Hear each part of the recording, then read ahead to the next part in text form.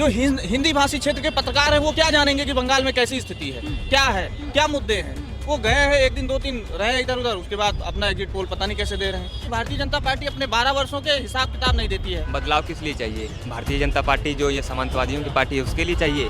क्या आपके चैनल को बैन किया उसके लिए चाहिए? आतंकवादियों से बदतर हैं लोग, तो जान लीजिए। बड़ा आरोप लगा रहे हैं आप। जो सच बता रहा हूँ, गोदी मीडिया किसकी है? मीडिया खरीदी है भारतीय जनता पार्टी। वो जो कहेंगी वही दिखाई, चाहे अंजनों का सब रुक के लिखा, चित्रा त्रिपाठी हो, जितनी श्वेता सिंह हो। कल से एग्जिट पोल दिखा रहे हैं, आप एग्जिट पोल पे भरोसा मत रखिए। यूपी का भी एग्जिट पोल जो था ये लोकसभा के चुनाव में वो लोग कुछ और दिखा रहे थे, लेकिन जो रिजल्ट आया उस एग्जिट पोल के विपरीत आया। यहाँ तक कि अयोध्या चुनाव हार गए।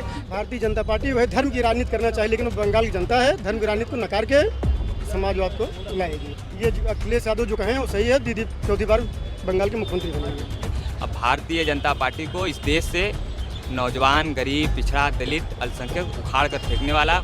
और ये जो एग्जिट पोल है ये तो भारतीय जनता पार्टी के टेबल से होते हुए और गोदी मीडिया तक जाता है, बाद में वही सब पैसा ले करके जो है एग्जिट पोल दिखाते हैं।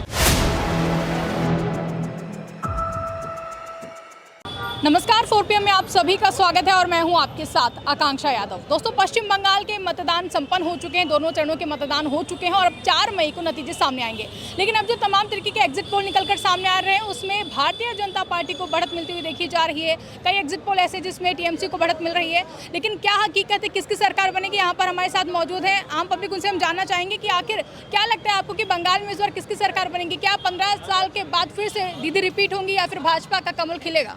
जिस तरीके से भारतीय जनता पार्टी का रवैया रहा और इलेक्शन कमीशन का व्यवहार रहा, वहाँ का जो ऑब्जर्वर भेजे गए उनके व्यवहार से इससे ये प्रतीत होता है कि भारतीय जनता पार्टी पूर्ण रूप से हार रही है चुनाव। इसीलिए वो तमाम तिकड़मबाजी करने के बावजूद ममता जी पुनः रिपीट हो रही हैं और वो पूर्ण बहुमत की सरकार बनाने जा रही है। अच्छा, जो एग्जिट पोल निकलकर सामने आ रहे तमाम एग्जिट पोल में भारतीय जनता पार्टी को बढ़त मिलती हुई दिखाई दे रही है। भारतीय जनता पार्टी, जो तमाम साथी हम लोगों के गए थे बंगाल, वो ये बता रहे हैं कि 100 के नीचे रहेगी। बस इतना है। एग्जिट पोल जो हिंदी भाषी क्षेत्र के पत्रकार हैं वो क्या जानेंगे कि बंगाल में कैसी स्थिति है, क्या है, क्या मुद्दे हैं। वो गए हैं, एक दिन 2 दिन रहे इधर उधर, उसके बाद अपना एग्जिट पोल पता नहीं कैसे दे रहे हैं। अच्छा, कहा जाता है कि दीदी का दबदबा बंगाल में बरकरार है। 15 साल से वो है, तो क्या नाराजगी नहीं हो सकती आम जनता को? क्या इस देश के 11-12 वर्षों से प्रधानमंत्री हैं, उनसे नाराजगी नहीं हो सकती? क्या ममता जी से ही नाराजगी क्यों हो सकती है? उन्होंने उस क्षेत्र में, उस राज्य के लिए जो बेहतर काम हो सकते थे उससे बेहतर उन्होंने काम करके दिखाया है। उनकी कल्याणकारी योजनाएं जो हैं आज भी गांव में चरितार्थ हैं। इससे ये प्रतीत होता है कि भारतीय जनता पार्टी अपने 12 वर्षों के हिसाब किताब नहीं देती है और ये बताती है उनसे उनके 15 वर्षों के हिसाब किताब मांगती है। आखिरी सवाल ये कि आईपैक के जो डायरेक्टर हैं उनको भी 13 तारीख को गिरफ्तार कर लिया जाता है, जो कि आईपैक जो काम करती है ममता बनर्जी की पॉलिटिकल स्ट्रेटजीज बनाती है, रणनीतियां बनाती है, उनके डायरेक्टर को गिरफ्तार कर लिया जाता है। क्या कहना चाहेंगे कि क्या सच में सरकारी मशीनरी को कंट्रोल करने की कोशिश करती है सरकार? बिल्कुल। इसके आज ही नहीं घटना देखिए, इसके पहले भी तमाम घटनाएं हमारे और आपके बीच में वीडियो के माध्यम से और तमाम पदाधिकारियों के माध्यम से ये आए हैं कि भारतीय जनता पार्टी ने तमाम देश की संवैधानिक संस्थाओं का दुरुपयोग किया है। इलेक्शन कमीशन किस तरीके से बयानबाजी कर रहा है, पड़ोसी राज्य असम के लिए एक शब्द नहीं बोल रहे हैं। सारे डीजीपी को चेंज कर दिया गया, वहाँ के डिस्ट्रिक्ट मजिस्ट्रेट एसपी को चेंज किया जा रहा है, बंगाल में ऑब्जर्वर भेजे जा रहे हैं, वो भी संभल से, यूपी से, और उनके वीडियो उनके वायरल क्या हो रहे हैं, इससे हम और आपने देखा होगा, सब ने देखा है कि इनके अधिकारियों के चाल चरित्र चेहरा क्या है। वो दिखाना चाहते हैं कि जिस तरीके से संविधान की धज्जियां उड़ाई उत्तर प्रदेश में जा रही हैं वो चीज़ बंगाल में लागू करना चाहते हैं, लेकिन बंगाल की सजग जनता ने भारतीय जनता पार्टी को मुंहतोड़ जवाब दिया। तो आपको क्या लगता है, क्या बंगाल में इस बार दीदी की वापसी होगी या फिर भारतीय जनता पार्टी इस बार वहाँ पर कमल खिला पाएगी? दीदी की सरकार 100% वापस होगी। दीदी ने जनता के बीच रही हैं, वहाँ विकास की हैं, शिक्षा के क्षेत्र में, रोड के क्षेत्र में वहाँ दीदी विकास की हैं। और आप जो कल से एग्जिट पोल दिखा रहे हैं, आप एग्जिट पोल पे भरोसा मत रखिए। यूपी का भी एग्जिट पोल जो था ये लोकसभा के चुनाव में वो लोग कुछ और दिखा रहे थे, लेकिन जो रिजल्ट आया उस एग्जिट पोल के विपरीत आया। यहाँ तक कि अयोध्या चुनाव हार गए। इसी तर्ज पर आप देखिएगा पश्चिम बंगाल में ममता दीदी की सरकार बनेगी, भाजपा बुरी तरह हारेगी। यहाँ से जो भारत के जो प्रधानमंत्री हैं आज प्रचार मंत्री का कार्य कर रहे हैं, इसके पहले भी कई प्रधानमंत्री हुए, 1 से 2 जनसभाएं करते थे किसी भी राज्य में, ऐसी नुक्कड़ जनसभाएं नहीं करते थे। जो अभी झालपुरी पता नहीं क्या खाने गए थे, हाँ झाल मुड़ी खाने गए थे, आप पता करिएगा उस दुकान और उस दुकानदार का पता नहीं, वो दुकानदार था कि इन्हीं का सेटिंग का था, उसको बैठाए या जो कुछ भी किए उसका भी पता नहीं चला। इसी से आप पता लगाया जा सकता है लोग कितने जनता को कैसे बेवकूफ़ बनाते हैं और अपना जो ताम झाम फैला के, चाहे इनकी मदद ज्ञानेश कुमार कर रहे हों, चाहे यूपी से जो अधिकारी भेजे गए हैं, वो क्या नाम IAS का अजय पाल शर्मा करके शायद कुछ नाम है, उनका भी आप चाल चरित्र चेहरा देख चुके हैं। यहाँ से जाके वहाँ हाव भाव बना रहे हैं, लोगों को डरा रहे हैं, गुंडागर्दी कर रहे हैं, उनका चाल चरित्र चेहरा कुछ और है। तो इसलिए आप देखिएगा ममता दीदी की सरकार बनेगी, वो भी पूर्ण बहुमत से बनेगी। अच्छा, आपको क्या लगता है जैसे कि IPS अजय पाल शर्मा को यूपी से वहाँ भेजा गया था ऑब्जर्वर बना करके, विपक्ष का कहना था कि वो इसलिए भेज रहे हैं, यूपी से इसलिए बुला रहे हैं ताकि वहाँ के चुनाव को कंट्रोल किया जा सके। क्या सच में ये हो सकता है? क्या यही वजह है कि यहाँ से यूपी से ऑब्जर्वर बना के उनको वहाँ भेजा गया? इसीलिए भेजा गया ना कि लोगों को डरवाएं, धमकाएं और लोगों को कंट्रोल करें। लेकिन वहाँ की जनता जो है ना डरने वाली नहीं है। वहाँ की जनता ने वोट के माध्यम से भाजपा को मुंहतोड़ जवाब दे चुकी है, बस उसका परिणाम आना बाकी है। दीदी की सरकार बनेगी, लेकिन ये भी इतिहास में लिखा जाएगा कि सबसे ज़्यादा अगर कोई प्रचार किया था कोई भी प्रधानमंत्री तो नरेंद्र मोदी थे, जो इतना बेवकूफ़ जनता को यहाँ यूपी में बनाए, पूरे भारत देश को बेवकूफ़ बना रहे हैं। इसके बाद आप देखिए महंगाई किस तरीके से बढ़ने वाली है, चुनाव ख़त्म हो गया, आप देखिएगा 1 ही 2 दिन में पेट्रोल और डीजल के दाम को देखिएगा, महंगाई को देखिएगा, कितना तेज़ से महंगाई बढ़ेगी, क्योंकि ये लोग सिर्फ चुनावी प्रोपेगेंडा अपना के जनता को बेवकूफ़ बनाने के लिए सारे तामझाम अपना रहे हैं। यूपी से लेके पता नहीं कितने मुख्यमंत्री, केंद्रीय मंत्री सब पश्चिम बंगाल में लगे हैं, लेकिन दीदी की सरकार बनने से ये लोग रोक नहीं पाएंगे। बहुत बहुत धन्यवाद आपका। तो जैसे कि आपने सुना कि अभी तक लोगों को ऐसा लग रहा है कि एग्जिट पोल जो है वो झूठे साबित हो सकते हैं, और लेकिन बंगाल में एक बार फिर से दीदी की वापसी होगी, यानी कि एक बार फिर से टीएमसी की सरकार बनती हुई लोगों का मानना है कि टीएमसी की सरकार फिर से रिपीट होगी। तमाम और लोगों से हम बातचीत करेंगे और जानने की कोशिश करेंगे कि आखिर उनकी क्या राय है कि पश्चिम बंगाल में कमल खिलेगा या फिर दीदी वापस से अपनी एंट्री करेंगी। हमारे साथ अंकल जी मौजूद है, समोसे खा रहे हैं। और अंकल जी, इस वक्त पश्चिम बंगाल का एग्जिट पोल सामने आ रहा है, जहाँ पर भारतीय जनता पार्टी को बढ़त मिलती हुई नजर आ रही है। आपको क्या लगता है 15 साल के बाद वहाँ पर कमल खिल पाएगा या फिर दीदी फिर से वापसी करेंगी? कमल हमेशा जहाँ चाहता वहाँ खिल जाता है। कमल के लिए स्थान नहीं है खिलने के लिए। ये 4 मई को डिसाइड होगा कि भाजपा आएगी कि दीदी दीदी हो जाएंगी, ये डिसाइड नहीं हो रहा है। लेकिन जहाँ तक मैं एग्जिट पोल देख रहा हूँ, भाजपा को बढ़त मिल रहा है, वो यह संकेत कर रहा है कि वहाँ पे भाजपा आने की संभावना है। यह संकेत भी नहीं कर रहा है कि भाजपा नहीं भी आ रही है। कोई एग्जिट पोल तो 50-50 बता रहा है, कोई एग्जिट पोल 60% दीदी को बता रहा है, 40% भाजपा बता रहा है, कोई 60% भाजपा बता रहा है, 40% दीदी को बता रहा है। तो ये तो 4 मई को डिसाइड करेंगे। लेकिन हाँ, जो पहले की सीट थी उससे कहीं ज़्यादा सीट भाजपा को आ रही है। अगर मान लीजिए जो 4-5-10 सीटें निर्दलीय जीत गए और भाजपा उसके करीब आ गई तो दीदी भूल जाएं, तो भाजपा ही आएगी। आपको क्या लगता है, विपक्ष आरोप लगा रहा है कि भारतीय जनता पार्टी पश्चिम बंगाल में भी धर्म की राजनीति करनी चाहती है। साइनी घोष जिन्होंने कहा है कि बंगाल में धर्म की राजनीति काम नहीं करेगी, क्या कुछ कहना चाहेंगे? धर्म की कोई राजनीति नहीं है, धर्म सबके लिए बराबर है। मुस्लिम का धर्म मुस्लिम है, क्रिश्चियन का धर्म क्रिश्चियन है, हिंदू का धर्म हिंदू है, सबका धर्म है। ये तो एक इशू बनाया जाता है कि धर्म हो गया। अरे भाई, जहाँ जो सत्ता में रहता है वो अपनी सत्ता के हिसाब से काम करेगा। तुम सत्ता से बाहर हो, अपनी सत्ता से काम करो। क्यों दूसरे को एक आरोप प्रत्यारोप लगा रहे? भाई, सबकी अपनी अपना विजन होता है, सबका अपना अपना काम। प्रदेश की जनता के हित के लिए काम करते हैं।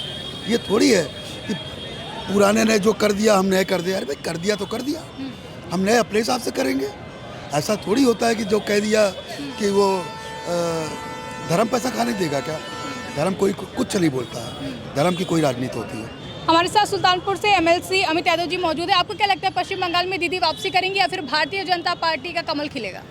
भारतीय जनता पार्टी ने जिस तरह से प्रशासनिक तांडव किया है कि जहाँ मुस्लिम बाहुल देख रहे हैं, जहाँ ये देख रहे हैं कि यहाँ TMC के लोग हैं, कि यहाँ से अजय पाल शर्मा के बारे में आप जान ही रहे हैं कैसा है, आजम खान साहब खिलाफ कितना गलत साजिश करके उनके खिलाफ जो भी इतना वो भाजपा के एजेंट के तौर पर काम किया है, लेकिन वहाँ ममता दीदी दोबारा तीसरी चौथी बार मुख्यमंत्री बनेंगी। इनका कोई काम नहीं है। अगर गोदी मीडिया किसकी है? मीडिया खरीदी है भारतीय जनता पार्टी। वो जो कहेंगी वही दिखाई, चाहो अंजना ओम कश्यप, रूप के लिखा, चित्रा त्रिपाठी हो, जितनी श्वेता सिंह हो, या हर एक मुद्दे पर आप भाजपा किस हिसाब से समर्थन करते हैं आप देखते हैं। जो विपक्ष के नेताओं को पूछना चाहिए, सरकार से पूछना चाहिए, वो ये लोग विपक्ष नेताओं से पूछती हैं, इसलिए कि उनकी कहानी ख़त्म है। जितना वो लोग हिंदू मुस्लिम, उनके हिंदू अच्छी बताए, एक जगह ये कह रहे हैं कि गाय हमारी माता है, बकरी हमारी मौसी है, मछली हमारी बुआ है, और वहाँ एक उनका मुख्यमंत्री कह रहा है गाय हमको खाना चाहिए। आप विवादित टिप्पणी कर रहे हैं? नहीं, एक कह रहा है कि वहाँ गाय में खाना चाहिए, और एक उनका सांसद गोरखपुर का कह रहा है कि मैं प्रदेश की जितनी प्रवृत्ति की मछलियाँ हैं, मैं बिहार से, मैं सम्राट चौधरी से कह मैं मछली मंगा डालूँ, आप लोग मछली खाए, चाहे मंगलवार चाहे नवरात्र हो। तो ये भी कि उन्होंने तो ये भी कहा है कि बिना लहसुन प्याज की बनी थी तो सात्विक। वही रोहू मछली उनकी शुद्ध देसी मछली, मतलब कि बेज मछली है। रोहू खा रहे थे, रोहू मछली खा रहे थे मनोज तिवारी, वो कह रहा हूँ बेज मछली है। अब कौन सी रोहू मछली बेज होती, पहले ये बताइए। ये लोग अपने आप को आतंकवादियों से बदतर हैं लोग, तो जान लीजिए। बड़ा आरोप लगा रहे हैं आप। जो सच बता रहा हूँ, ये लोग सिर्फ विपक्ष को, हिंदू मुस्लिम जनता को सिर्फ हिंदू मुस्लिम गुमराह, और यहाँ नौकरी नहीं दे पाएंगे, यहाँ सिलेंडर नहीं दे पाएंगे, वहाँ सिलेंडर देंगे, नौकरी देंगे, सब कुछ करेंगे। जहाँ आपकी सरकार है वहाँ आप महिलाओं के लिए सब कुछ यहाँ तो सरकार ने कहा था विपक्ष अफवाह फैला रहा है, गैस सिलेंडर है, सब कुछ है, विपक्ष अफवाह फैला रहा है। मैं लाइन गैस सिलेंडर का भी मैं लाइन हमने देखी, हमने दिखाई भी अपनी जनता को। जनता पेट्रोल डीजल के लिए परेशान हुई। बीच में ही आप मुख्यमंत्री चौराहे बगल रोड से बगल पेट्रोल टंकी है, यहाँ भी 3-3 सिपाही बैठते थे कि 200 रुपये ज़्यादा बाइक पे नहीं देते थे, और 4 व्हीलर पे 1500-2000। मैं 4 व्हीलर लाइन लगाया हूँ, 2000 हमके भाई फुल कर दो, 150 एक्स्ट्रा ले लो। कहा नहीं वो बैठे हैं, दीवान जी बैठे हैं, न दे भाई, फिलहाल 2000 से ज़्यादा नहीं दे रहे हैं। अच्छा, बंगाल में सायोनी घोष ने, जो टीएमसी से सांसद हैं, जानते होंगे आप, सायोनी घोष ने कहा है कि बंगाल में धर्म की राजनीति नहीं चलेगी। आपको क्या लगता है, बंगाल में धर्म की राजनीति चल पाएगी या नहीं? भारतीय जनता पार्टी वह धर्म की राजनीति करना चाहिए, लेकिन बंगाल की जनता है धर्म की राजनीति को नकार के समाजवाद को लाएगी। अच्छा, आईपैक दफ्तर जो कि ममता बनर्जी के लिए काम करते हैं, उनकी स्ट्रेटेजी बनाने के लिए, उनकी पार्टी के लिए चुनावी, तो आप उनको आईपैक के जो डायरेक्टर है उनको गिरफ्तार कर लिया जाता है, और आज जब दोनों आज छोड़ दिया गया है उन्हें जी, तो क्या कहना चाहेंगे, क्या सच में सरकारी मशीनरी का दुरुपयोग किया जा रहा है, कंट्रोल करने की कोशिश की जा रही है? मशीनरी, शासन प्रशासन, ईडी, सीबीआई, उनके बड़े उद्योगपति, बड़े नेता, बड़े अधिकारी, जो जिस हिसाब से चैनल उद्योगपति जो है चैनल खरीदवाना पड़ा, चैनल खरीदे हैं। ईडी सीबीआई जिसको गिरफ्तार करना पड़ा, गिरफ्तार किए। उनके पुलिस प्रशासन अधिकारी जहाँ चाहे, यूपी से अदर राज्य से जो उनके कट्टर भाजपाई अधिकारी हैं, उनको ले जाके लोगों को रातों रात घर से उठवाना, उनको परेशान करना, वोट न दे देना, लाठीचार्ज कर देना, ये सब चीज़ें हैं। अखिलेश यादव जी ने कहा दीदी हैं, दीदी रहेंगे, क्या उनका ये दावा सच में सच होगा? ये अखिलेश यादव जो कहें वो सही है, दीदी चौथी बार बंगाल के मुख्यमंत्री बनेंगे। आपको क्या कुछ लगता है बंगाल में किसकी सरकार बनेगी? बंगाल में तो ममता बनर्जी की सरकार बनने जा रही है। क्यों, बदलाव नहीं चाहिए? बदलाव किस लिए चाहिए? भारतीय जनता पार्टी जो ये सामंतवादियों की पार्टी है उसके लिए चाहिए क्या? आपके चैनल को बैन किया उसके लिए चाहिए क्या? गरीबों को पीट रही है उसके लिए चाहिए? महिलाओं का शोषण हो रहा है, महिला वो बंधन अधिनियम जो लाते हैं और कहता है उसका जिलाध्यक्ष क्या हो, तुम्हारा सम्मान कर रहे हैं, तुमको उपाध्यक्ष नहीं तुमको टिकट दिलाएंगे, इसलिए भारतीय जनता पार्टी चाहिए। भारतीय जनता पार्टी इसलिए चाहिए कि बेरोजगार और नौजवान घूमे, इसलिए चाहिए, इसलिए नहीं चाहिए। अब भारतीय जनता पार्टी को इस देश से नौजवान, गरीब, पिछड़ा, दलित, अल्पसंख्यक उखाड़ कर फेंकने वाला ममता बनर्जी जी की सरकार 4 मई को पूर्ण बहुमत से आएगी और उत्तर प्रदेश में 2027 में माननीय अखिलेश यादव जी की सरकार 2027 में बनेगी। आपको क्या लगता है बंगाल में किसकी सरकार बनेगी? तमाम जो एग्जिट पोल आ रहे हैं उसमें भारतीय जनता पार्टी को बढ़त मिलती हुई दिखाई दे रही है, क्या एग्जिट पोल सच साबित होंगे या फिर नहीं? देखिए, एग्जिट पोल जो हैं वो भारतीय जनता पार्टी के एग्जिट पोल हैं। ऐसे कई राज्यों में जहाँ जहाँ भी परिणाम आए हैं वो एग्जिट पोल के विपरीत परिणाम आए होंगे, पत्रकार महोदय आपने देखा होगा।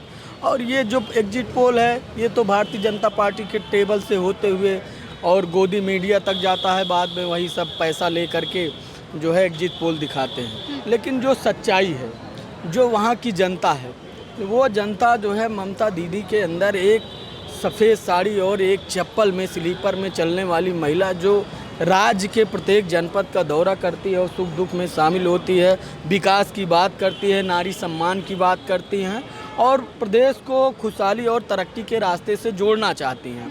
ऐसी सरकार को कौन गंवाना चाहेगा? जहाँ जहाँ पे भारतीय जनता पार्टी की सरकार है, आप देख लीजिए, चाहे वो जनता के वोट से बनी हो या जनता के वोट से ना बन करके विधायकों को तोड़कर बनाई गई हो, या फिर चाहे वहाँ पे किसी तरह का अपना सरकारी तंत्र का प्रयोग करना पड़ा।